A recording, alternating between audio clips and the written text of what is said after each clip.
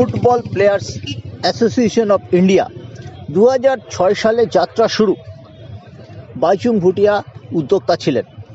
এই সংস্থাটি এখনও আছে, ফুটবলারদের পাশে থাকে। এই সংস্থাটি এই প্রথম কর্পোরেট টুর্নামেন্টের আয়োজন করেছিল।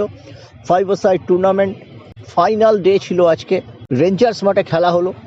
দেখা গেল ফাইনালে জ্যাম্প্যাক্ট এবং কন্টিনজেন্ট এই দুই দলের হয়ে মার্কি প্লেয়ার হিসেবে খেললেন, কন্টিনজেন্টের হয়ে খেললেন শুভাশিস রায়চৌধুরী, মেহমানা স্পোর্টিংয়ের নতুন গোলরক্ষক কোচ, আর মেহমানা স্পোর্টিংয়ের চিফ কোচ মেহরাজ উদ্দিন খেললেন তাদের প্রতিপক্ষ হয়ে। শেষ পর্যন্ত জিতল শুভাশিসের দল 2-1 গোলে। হাড্ডাহাড্ডি খেলা হলো। জয়সূচক গোলটি করেছেন এখানকার যে এপিএর যে মুখ্য প্রশাসনিক কর্তা আছেন সাইরাস কনফেকশনার, তার ছেলে জোহান কনফেকশনার দুরন্ত গোল করেছেন। পুরস্কার বিতরণ অনুষ্ঠানে উপস্থিত ছিলেন সাবির আলী, ছিলেন মেহমানা স্পোর্টিংয়ের অন্যতম শীর্ষকর্তা বেলাল আহমেদ। সব মিলিয়ে কিন্তু জমজমাট ছিল রেঞ্জার্সের 5-a-side স্পেশাল মাঠে আয়োজিত এই টুর্নামেন্ট।